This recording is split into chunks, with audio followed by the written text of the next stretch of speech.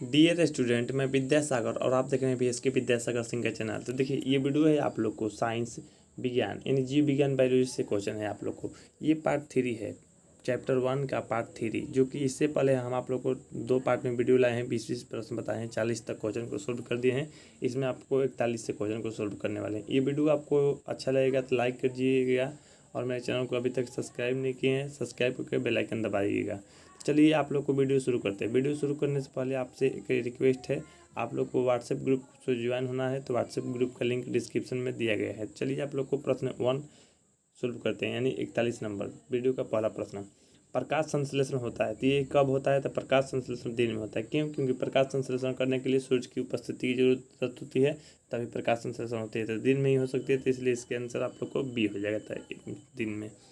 देखिए उसके बाद 42, पादप में फ्लोएम समूहात होता है। देखिए समूहक जो होता है फ्लोएम वो भोजन के लिए होता है। जाइलम अगर कहेगा तो जल के लिए, फ्लोएम कहेगा तो भोजन के लिए। तो इसके आंसर आप लोग को ए हो जाएगा। तो 42 का ए हो गया।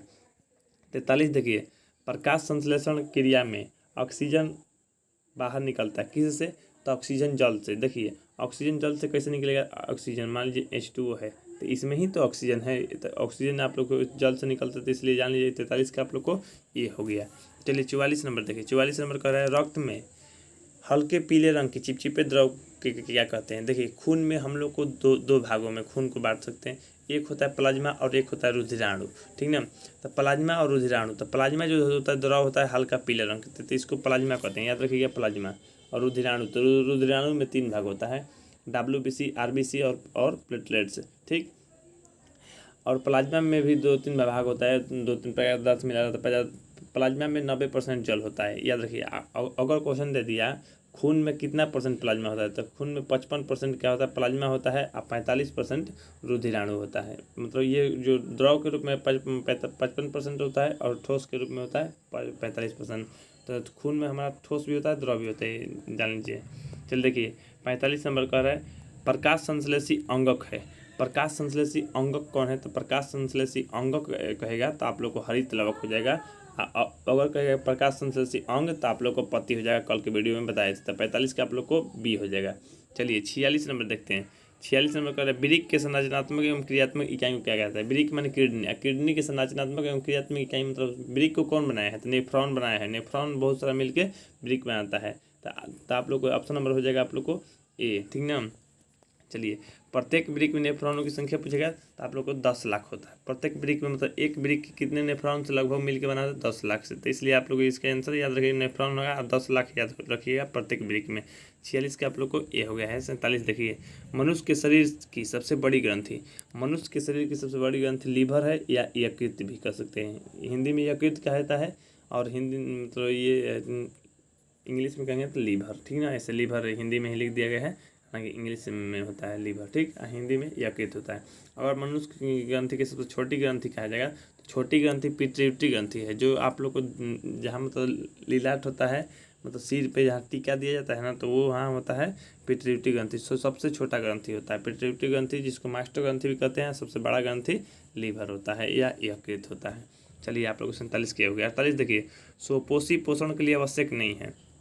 स्वपोषी जो प्रकाश संश्लेषण द्वारा खुद स्वयं भोजन बना लेते हैं, तो उसके लिए क्या आवश्यक नहीं है? तो उसके लिए ऑक्सीजन की ज़रूरत नहीं है, क्योंकि आप लोग को वो कार्बन डाइऑक्साइड लेता है, क्लोरोफिल लेता है, सूर्य का प्रकाश लेता है, जल लेता है, ठीक। लेकिन ऑक्सीजन नहीं लेता है, ऑक्सीजन खुद वो छोड़ता है, ऑक्सीजन खुद देता है, तो इसलिए ऑक्सीजन की ज़रूरत नहीं है। तो 48 का आप लोग को ये हो जाएगा। चलिए आप लोग को 49 देखिए, तो 49 यहाँ पर दिया गया है नीचे में। और हाँ, आपसे रिक्वेस्ट है, बीज कोचिंग सेंटर ऐप को इंस्टॉल नहीं किए तो इंस्टॉल कर लीजिए। लिंक डिस्क्रिप्शन बॉक्स में दिया गया है, नहीं तो आप लोग प्ले स्टोर पर सर्च कर सकते हैं, क्योंकि वहाँ पे आप लोग जान जाइए, वहाँ पे आप लोग को 499 का कोर्स चल रहा है, जो कि आप लोग को 6 महीना के लिए दिया जा रहा है, जो कि आप लोग को 100 रुपये महीना से भी कम है। क्योंकि वहाँ पर आप लोग को पढ़ने के लिए assignment paper, notes, PDF file, video, उसके बाद आप लोग चैप्टर वाइज टेस्ट दे सकते हैं, तो जो कि कहीं से भी आपको कमी नहीं दिखेगी। आप लोग मान लीजिए 30 मिनट में 50 क्वेश्चन सोल्व करने के अभी ही सीख जाएंगे, तो कोई दिक्कत नहीं होने वाली। तो फटाफट आप लोग ज्वाइन कीजिए, क्योंकि आप लोग को 80% अगर जो लाना है तो आप लोग वहाँ पर ज्वाइन भी करना ही होगा।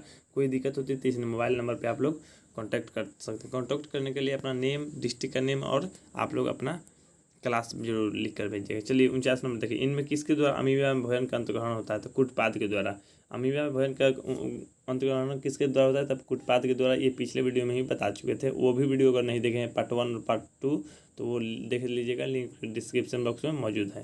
तो 49 का आप लोग को ये हो गया। 50 देखिए, पौधों में श्वसन क्रिया के अंतर्गत एटीपी, यहाँ एडी हो गया है, एटीपी हो गया। एटीपी के टूटने से कितनी ऊर्जा मुक्त होती है, तो कितनी, तो ये 30.5 किलो जूल प्रति मोल, जो कि आप लोग ऑप्शन नंबर ए हो जाएगा। तो 50 का ए हो गया। चलिए 51 नंबर देखिए, रक्त का थक्का बनाने में सहायक होता है। देखिए रक्त का थक्का कौन बनाता है, तो रक्त बिम्बाणु बनाता है, जिसको प्लेटलेट्स भी कहता है। इंग्लिश में प्लेटलेट्स कहते हैं और हिंदी में रक्त बिम्बाणु होता है। और विटामिन का किस विटामिन का खून जमता है, यानी ब्लड क्लॉटिंग होता है, यानी रक्त थक्का बनता है, तो ये होता है आप लोग को विटामिन के।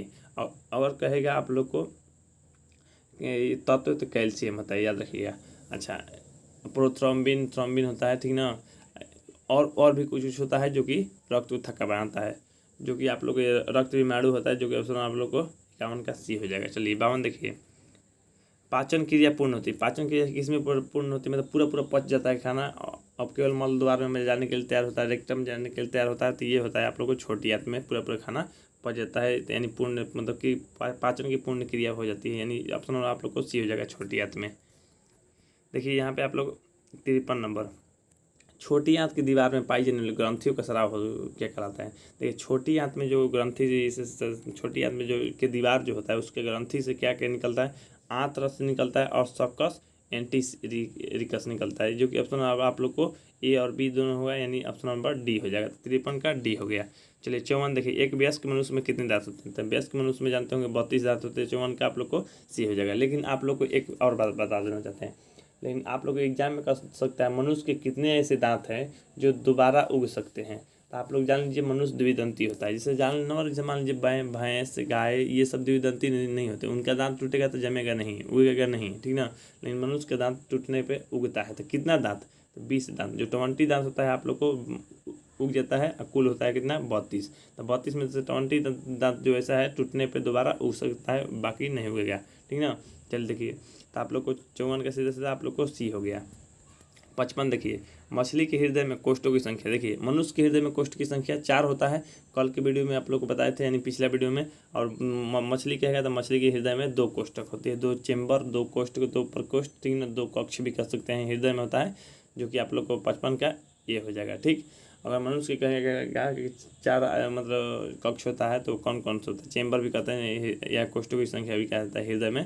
तो देखिए हृदय में मनुष्य के 4 कोष्ठ होता है, दायां अलिंद, बायां निलय और दायां निलय, ठीक ना। देखिए दायां अलिंद, बायां अलिंद, ठीक, बायां निलय और दायां निलय, ठीक, जो कि 4 आपको हो गया। तो 55 का याद रखिएगा, ए हो गया।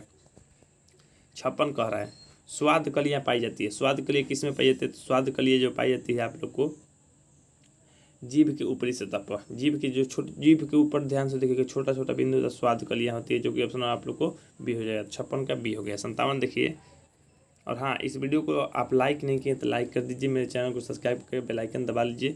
यहाँ पे देखिए 57, अमाशय के अग्र भाग को क्या कहते हैं। अमाशय के जो आगे वाला भाग होता है वो क्या, कार्डियक मसल कहता है, कार्डियक, जो कि ऑप्शन आप लोग को सी हो जाएगा। तो 57 का सी हो गया। 58 देखिए, मुख गुहा का पिछला भाग, जिससे देखिए मुख गुहा जिससे हम लोग खाना खाते हैं, मुँह, तो मुंह का अगला भाग ओठ होता है। तो पिछला भाग क्या होता है, तो पिछला भाग होता है ग्रासनी, जो कि ऑप्शन आप लोग को ये हो जाएगा। तो 58 का आप लोग ये हो गया। चलिए 59 देखिए, 59 निम्नलिखित में कौन सजीव का मुख्य लक्षण है, मतलब सजीव होना चाहिए, चाहे पेड़ पौधा हो चाहे जीव जंतु हो, उसका मुख्य लक्षण वो है ही, तो वो है आप लोग को श्वसन। श्वसन जो है मतलब पेड़ पौधा भी सांस लेता है और मनुष्य भी सांस लेता है, तो इसलिए इसका आंसर आप लोग को बी हो गया।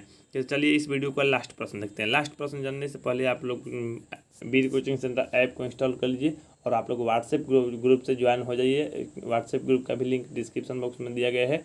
और हाँ, कल आप लोग को इसी टाइम पे मिलेंगे, कल भी मेरे वीडियो का इंतजार कीजिएगा, मेरे चैनल को सब्सक्राइब करके रखिएगा। चलिए आप लोग 7 नंबर देखिए, छोटी आंत और बड़ी आंत के जोड़, जहाँ मान लीजिए छोटा आंत और बड़ा आंत के जोड़ है, उसकी छोटी नली नुमा, वहाँ नली होता है, तो नली को क्या कहते हैं, तो वो सीकम कहते हैं। क्या कहता है, सीकम, या समझिए, जैसे मान लीजिए छोटा आंत और बड़ा आंत जहाँ पे मिल रहा है, तो एक छोटा सा नली होता है, तो नली का सीकम नाम होता है, जो कि ऑप्शन आप लोग को ए हो जाएगा। तो 60 का ऑप्शन नंबर ए हो गया। तो ठीक है, आप लोग को मिलते हैं अगले वीडियो में, तब तक के लिए जय हिंद, जय भारत, वंदे मातरम।